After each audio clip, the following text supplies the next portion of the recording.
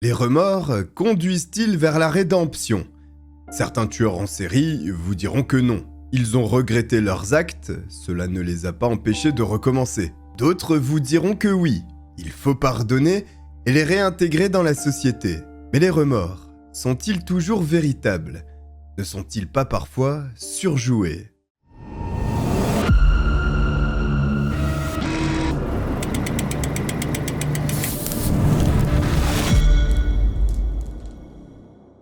Cudahy est une toute petite commune des États-Unis proche de la ville de Milwaukee dans le Wisconsin.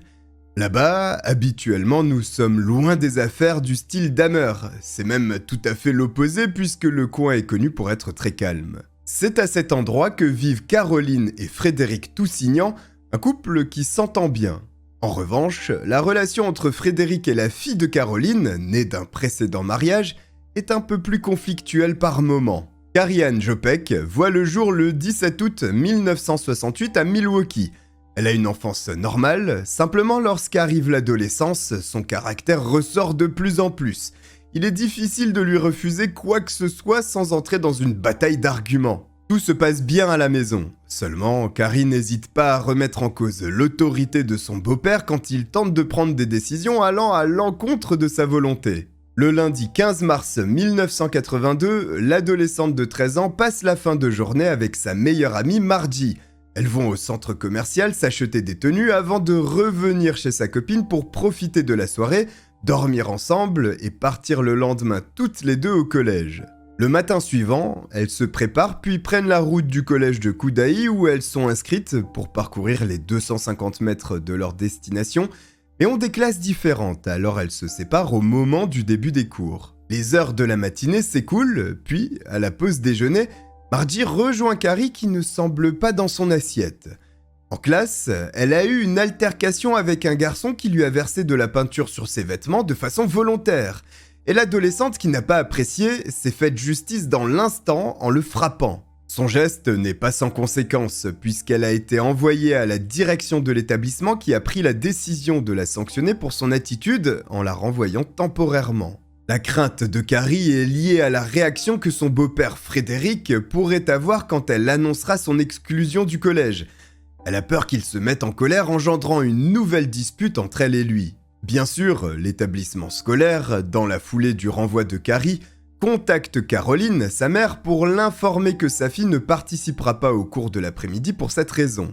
L'interlocuteur représentant le collège de Cudahy à l'autre bout de la ligne demande à Caroline si elle souhaite venir récupérer son enfant elle-même ou si elle l'autorise à quitter le bâtiment. Caroline ne voit pas l'intérêt de se déplacer pour aller chercher sa fille pour deux raisons. La première est que le collège de Cudahy est si proche qu'il est possible de le voir depuis la maison. Il y a un peu plus de 200 mètres qui séparent les deux endroits. La seconde est que Carrie fait ce trajet quotidiennement. Certes, ce mardi 16 mars, les horaires sont différents suite à l'incident survenu en classe, mais cela ne change rien fondamentalement. Caroline souhaite aussi éviter à sa fille d'être gênée, un peu plus qu'elle ne l'est déjà, en se présentant au collège pour la ramener. Elle attend donc que Carrie revienne, ce qui devrait prendre entre 3 et 5 minutes. Le délai s'écoule, mais il n'y a personne qui entre à la maison. Elle attend encore un peu, rien. Caroline se dirige vers la porte d'entrée pour observer si Carrie n'était pas juste à l'extérieur en train de traîner. Ce n'est pas le cas. Elle se dit alors que sa fille s'est peut-être rendue chez l'une de ses amies. Patiente encore un peu, et finalement toujours sans signe de sa présence, traverse la rue pour toquer chez des voisins, les Mantes, où elle pourrait se trouver puisque c'est là-bas que vit sa deuxième meilleure amie, Robin. La réponse que Caroline reçoit lui fait froid dans le dos, puisqu'on lui annonce que Carrie n'a pas été vue de la journée. L'inquiétude monte en flèche, mais Carrie a peut-être attendu son autre amie Margie, chez qui elle était la veille pour une soirée pyjama. Caroline décroche donc son téléphone pour s'assurer que sa fille est avec elle.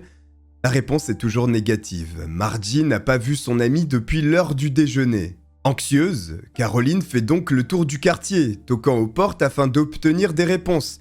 Elle questionne les passants, mais le mystère reste entier. À 23h, les circonstances sont alarmantes. Voilà 10 heures que sa fille n'a pas réapparu.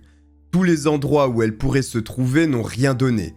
À ce moment, Caroline commence à craindre le pire. Elle sollicite donc l'aide d'amis ainsi que de membres de la famille pour lancer des recherches plus approfondies dans le quartier, espérant retrouver Carrie ou au moins un indice sur sa localisation.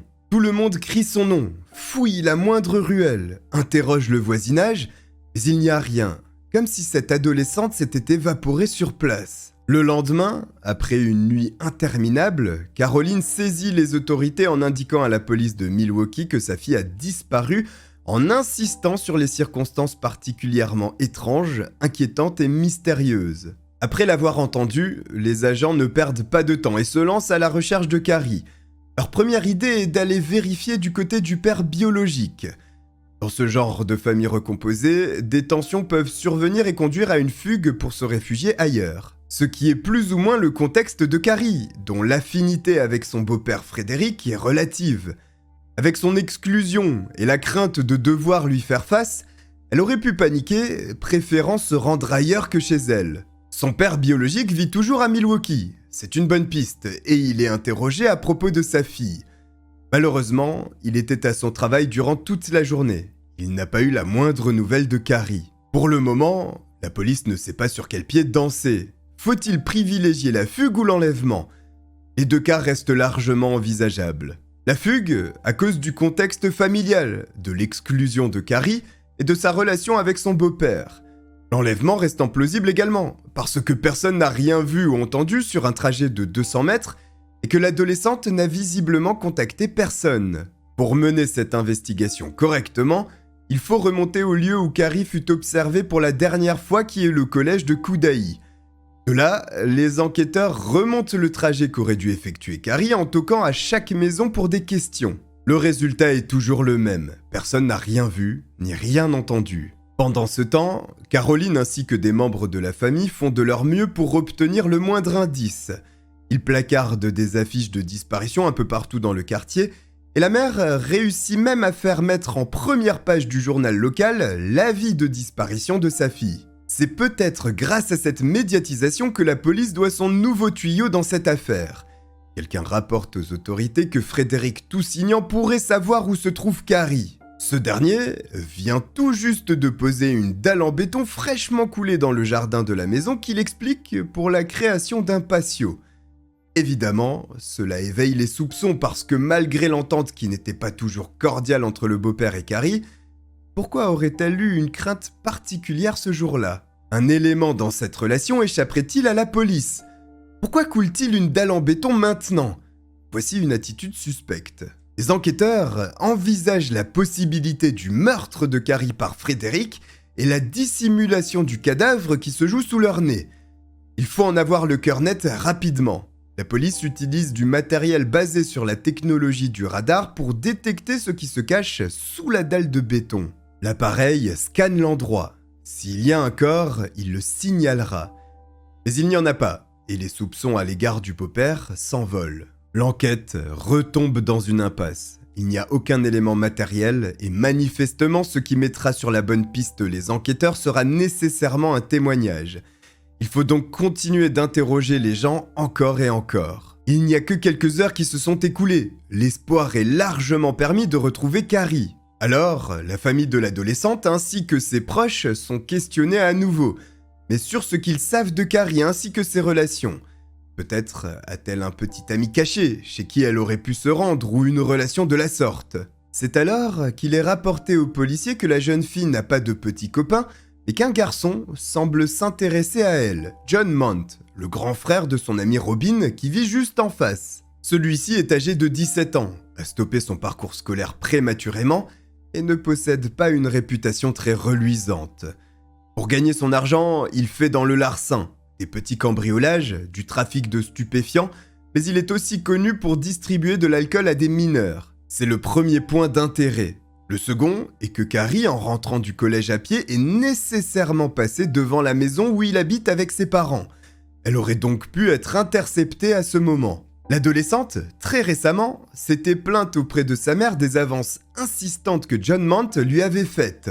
Ces faits ne peuvent pas être ignorés, ce qui conduit John dans une salle d'interrogatoire de la police de Milwaukee pour s'expliquer. John affirme qu'il n'a pas eu de contact avec Carrie ce jour-là, ayant passé la journée seul chez lui. L'inconvénient d'une telle justification est qu'il n'y a personne pour appuyer la véracité des propos du jeune homme. D'un autre côté, cependant, sa mauvaise réputation ne constitue pas un fondement pour une arrestation ou même le considérer comme un suspect. Sans preuve matérielle ou même circonstancielle, la police doit laisser repartir John Mant. Et voici un mur qui semble se dresser sur le chemin de la vérité.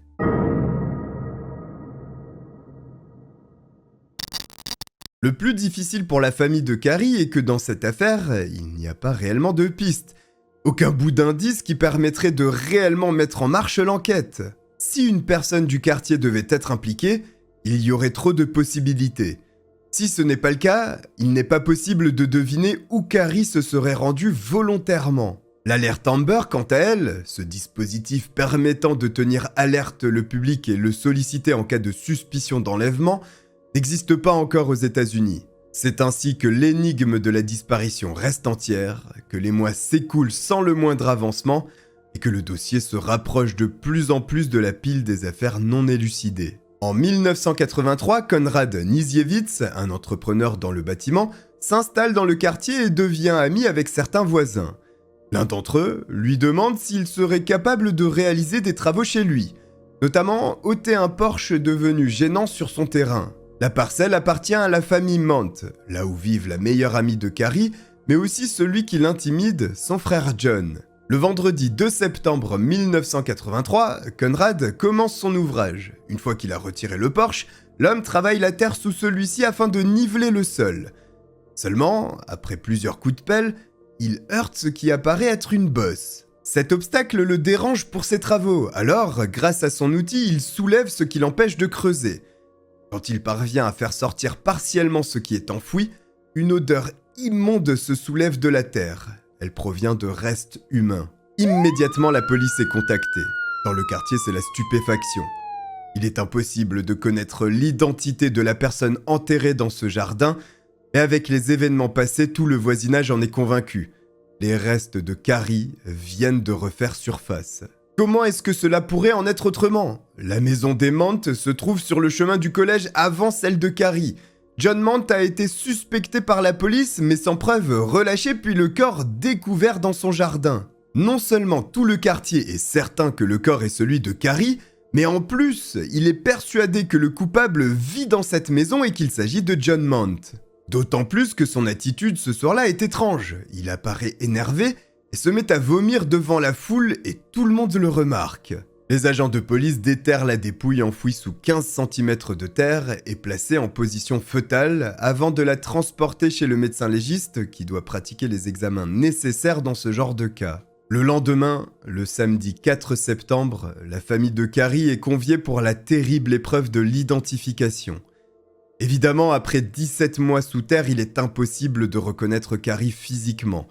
En revanche, la tenue qu'elle portait le jour de sa disparition, Caroline la connaît. Les habits déterrés sont présentés. C'est le choc, puisque Carrie était habillée ainsi lorsqu'elle a quitté la maison le matin de sa disparition. Caroline est effondrée. Malgré les longs mois qui ont passé, il y avait toujours cet espoir d'une fugue et que l'adolescente de 13 ans se trouve quelque part ailleurs. L'affaire qui partait pour ne jamais être résolue vient de décoller. Il est évident que le meurtrier de Carrie se trouve dans cette maison. Automatiquement, la découverte conduit John Mant au poste de police pour un second interrogatoire. Mais sa version ne change pas. Il n'a aucune idée de la personne qui a enterré la fille de 13 ans dans le jardin. En tout cas, ce n'est pas lui, et les enquêteurs font fausse route en l'accusant. Dans la foulée, le jeune homme sollicite l'assistance d'un avocat, ce qui, aux États-Unis, empêche la poursuite de l'interrogatoire sans la présence de celui-ci. Malgré la découverte du cadavre de la pauvre Carrie, cela ne change rien sur l'absence de preuves de la police à l'égard de John Mant. L'issue de l'interrogatoire est la même que la première fois.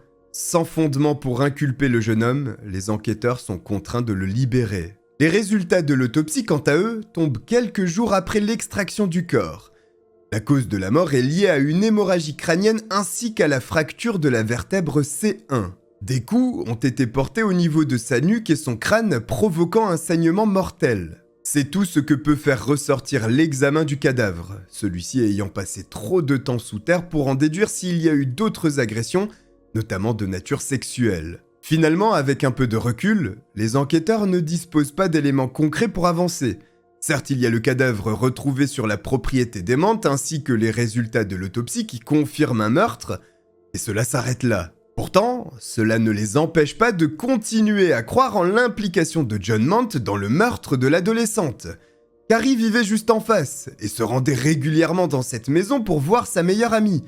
Si ce n'est pas un membre de cette famille, qui serait venu enterrer sa dépouille ici? Cela n'a pas de sens. Cela aurait été bien trop risqué de faire une telle chose. C'est alors qu'une rumeur se répand dans le voisinage qui atteint les oreilles de la police.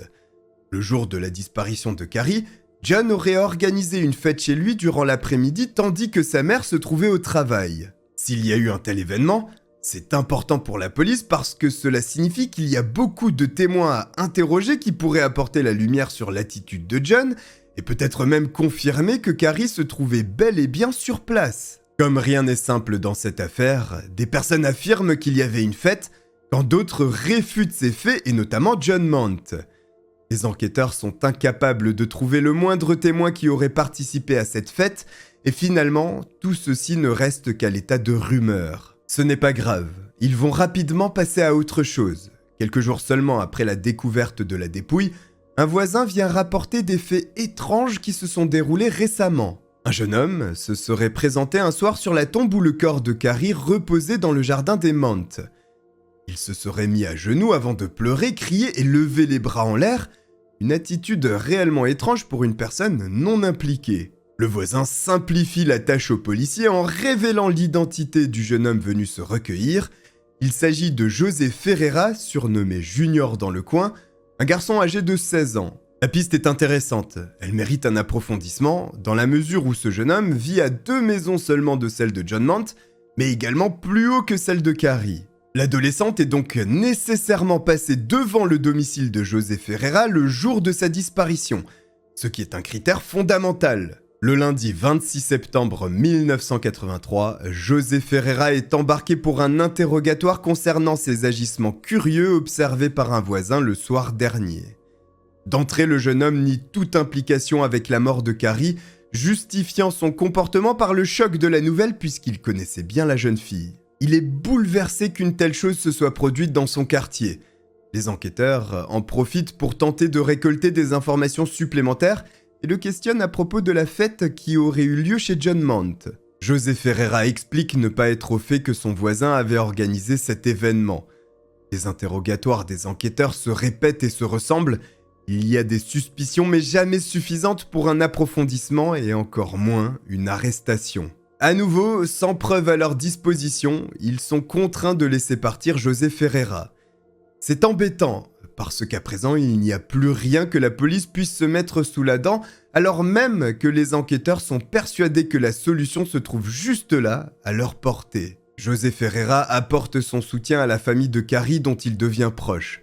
C'est un jeune homme très amical et c'est bien la seule chose positive qui soit arrivée ces derniers temps. Ce sont d'abord des mois qui s'égrènent, puis des années, et l'affaire tombe aux oubliettes.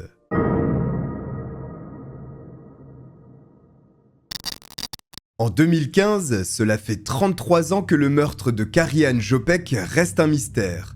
La famille Mant a depuis déménagé, ce qui est compréhensible d'une part en sachant qu'un cadavre gisait sur leur terrain, et d'autre part, lorsqu'il faut supporter le regard de voisins convaincus de votre culpabilité dans une affaire aussi horrible. Le 11 octobre de cette même année, Justin Adams, un journaliste de la télévision locale du Wisconsin, travaille en horaire de nuit et a presque terminé ses heures. Il est tôt le matin, environ 7h30, lorsqu'on lui passe le téléphone en lui annonçant que l'appel est important. Il répond. À l'autre bout du fil, c'est un homme qui ne perd pas de temps, allant directement à l'objet de l'appel. Il dit « Je souhaite avouer un meurtre ». Au départ, Justin Adams a du mal à le croire. Ce ne serait pas la première fois que quelqu'un essayerait d'utiliser les médias pour un canular. Alors, le journaliste est sceptique mais laisse son interlocuteur développer son récit. Quand l'homme mystérieux à l'autre bout du téléphone le fait, Justin commence à revoir sa position initiale. Il y a beaucoup de détails, très précis qui plus est. Le mensonge de sa part devient de moins en moins probable. Le journaliste doit parvenir à garder son sang-froid. Il essaye d'obtenir l'identité de la personne qui ne la transmet pas, à l'évidence pour éviter la prison. La conversation prend fin, le journaliste sait immédiatement ce qu'il doit faire. Contacter la police pour qu'elle se penche sur ce mystérieux personnage. Les autorités n'auront pas à chercher bien loin. En réalité, elles n'auront même pas à chercher du tout, puisque l'homme à l'origine de l'appel se présente de lui-même au poste de police pour se confesser. 33 années se sont écoulées depuis le meurtre de Carrie. Si cette affaire avait fait beaucoup de bruit à l'époque, aujourd'hui, presque plus personne ne la connaît en détail. Il se pourrait tout à fait que cette personne souhaite son quart d'heure de gloire ou quoi que ce soit. Alors, un agent cherche le dossier dans les archives avant de s'installer avec l'homme dans une salle d'interrogatoire pour le questionner. Les premières explications de l'homme sont les suivantes. Le mardi 16 mars, Carrie est expulsée du collège. Elle emprunte donc le chemin qui doit la conduire en 3 minutes de marche jusqu'à sa maison. Quasiment à destination, elle remarque chez les Mant une grande fête organisée par John puisque ses parents sont absents. Cette fameuse fête mystérieuse qui n'était restée qu'à l'état de rumeur à l'époque. Attirée par le bruit, la musique et l'ambiance, Carrie se rend donc dans la maison pour y participer. C'est là-bas qu'elle croise son meurtrier et l'homme qui est assis en face du policier en train d'avouer, José Ferreira. L'homme est âgé de 54 ans en 2015, il vit toujours dans la région de Milwaukee et il est même marié. Il a toujours bien aimé Carrie. Le jour de la fête, c'est elle qui établit le premier contact avec son futur assassin. Elle s'est dirigée vers lui pour savoir où est-ce qu'elle pourrait avoir à boire et elle fait allusion à de l'alcool. José lui répond qu'il n'a pas ce qu'elle veut, mais qu'en revanche, il a un joint sur lui qu'il est prêt à partager avec elle, Carrie acquiesce. L'adolescent lui dit de le suivre. Ils vont s'isoler dans les escaliers menant à la cave de la maison afin d'être tranquilles pour fumer. C'est en tout cas ce qu'il lui annonce, parce qu'il a une idée derrière la tête. Il aimerait emballer Carrie et l'embrasser. Ils s'installent tous les deux dans cet escalier, José allume le joint, fume en premier puis le passe à Carrie qui ne souhaite pas non plus s'embrumer l'esprit, et après avoir un peu crapoté, elle décide que cela suffit. Elle souhaite remonter à présent. Cette initiative déplaît fortement à José, lui bloquant le passage en haut de l'escalier. Carrie ne peut pas lutter. Il y a 3 ans d'écart entre les deux et un déficit de puissance trop grand pour se frayer un passage de force. Mais elle souhaite sortir, alors elle tente sa chance à nouveau, simplement José n'a pas changé d'avis, et il la repousse avec plus de puissance cette fois-ci. Dans l'escalier, Carrie perd l'équilibre, elle chute lourdement, se brise la nuque et elle est tuée sur le coup. La tête de l'adolescente percute la rampe de l'escalier avant de basculer en arrière, brisant la cervicale C1. José, qui a assisté passivement à la chute de Carrie, descend lentement pour rejoindre le corps inanimé de celle-ci. Il observe son visage, ne voit plus aucun mouvement, il croit qu'elle est inconsciente alors qu'elle vient de mourir instantanément. C'est à ce moment que les événements plongent dans un contexte encore un peu plus sombre. José explique qu'il trouve attirante la pauvre Carrie. Il se tient à côté d'elle mais n'agit pas comme toute personne censée l'aurait fait dans une telle situation, c'est-à-dire en appelant les urgences. Il l'observe un moment, excité par l'adolescente, il commence à passer sa main sur sa poitrine. Après quelques secondes, il se pose des questions et comprend enfin qu'elle n'est pas simplement évanouie. Il vient de commettre un meurtre. Il se met à paniquer, comprenant qu'il est la dernière personne à avoir été vue en compagnie de Carrie et qu'en plus, on a pu les voir se diriger ensemble vers un endroit isolé de la maison. Notez également que les faits qui se sont produits dans le sous-sol à cette époque ne sont connus que parce que José s'est présenté de lui-même comme étant le meurtrier. Mais est-il allé plus loin que ce qu'il raconte? La chute était-elle vraiment involontaire? Il est autorisé de douter sur ces points. Il envisage d'abord de simplement laisser la dépouille de Carrie telle qu'elle dans le sous-sol de la maison, et comme il a été vu avec elle, le recoupement serait évident. Il ne peut donc pas fuir comme si de rien n'était, et doit trouver un autre moyen de dissimuler son acte horrible. Comme il se rend régulièrement chez John Mant, il connaît très bien les lieux et notamment l'endroit sous le porche qui fera largement l'affaire pour cacher son meurtre. La question est donc la suivante. Comment est-il parvenu à transporter le cadavre alors qu'il y avait une fête avec de nombreuses personnes juste au-dessus? Eh bien, il n'y a pas besoin de remonter les escaliers pour se rendre à l'extérieur de la maison. Une porte donnant directement sur le porche se trouve dans la cave. Il n'a qu'à traîner Carrie jusqu'à cet endroit. Alors que tous ses amis sont en train de s'amuser, José Ferreira enterre le cadavre de l'adolescente. Il est suffisamment chanceux pour ne pas être inquiété alors qu'il creuse. Bien sûr, dans la précipitation, il ne creuse pas profondément, juste suffisamment pour qu'une pellicule de terre d'environ 15 cm recouvre Carrie. Les policiers sont étonnés qu'une telle chose ait pu se produire, et qu'il ait réussi à s'en sortir tout seul au point de mettre en difficulté les autorités 33 années durant. Ils essayent donc de savoir si José Ferreira n'aurait pas été aidé dans son entreprise macabre. L'homme affirme qu'il était seul. Il est l'unique responsable de ces tragiques événements. Les enquêteurs n'ont pas d'autre choix que de le croire de toute manière. Aucune preuve ne permet d'impliquer qui que ce soit à part lui. Ce qui est terrible, parce que souvenez-vous, José a fait en sorte de se rapprocher de la famille de Carrie au point d'en devenir un ami. L'enquête apparaît enfin prendre le chemin d'une résolution 33 ans après son ouverture. Même si les policiers pensent que José Ferreira a minimisé certaines de ses actions afin de ne pas passer pour plus monstrueux qu'il ne l'est, il est sincère sur le meurtre. Ce qui est étonnant également, au vu de l'attitude décrite dans la cave des Mantes, est que José Ferreira n'a jamais été confronté au service de police avant ce jour. Il semblait mener une vie bien rangée. Mais à présent, il doit être jugé pour son crime.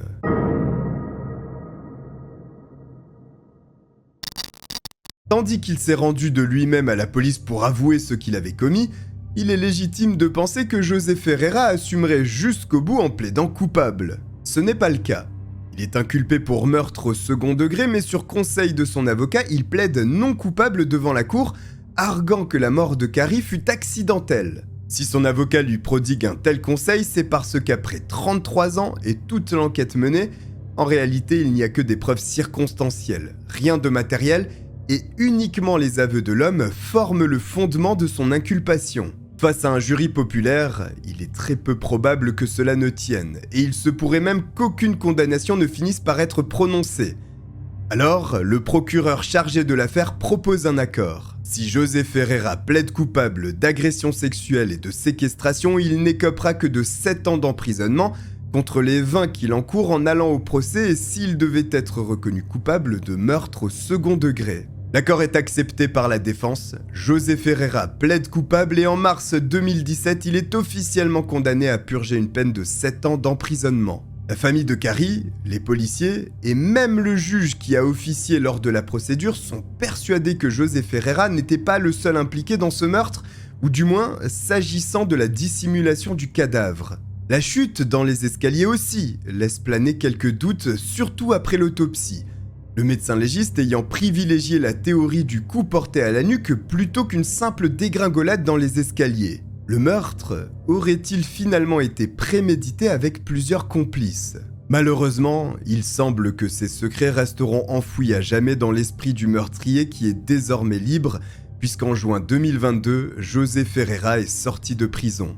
Voici pour ce cold case résolu. Si vous avez apprécié que je vous le raconte, n'hésitez pas à vous abonner en activant la cloche et à me suivre sur les réseaux sociaux disponibles en description. Je vous remercie de m'avoir regardé et je vous dis à très bientôt. Bye.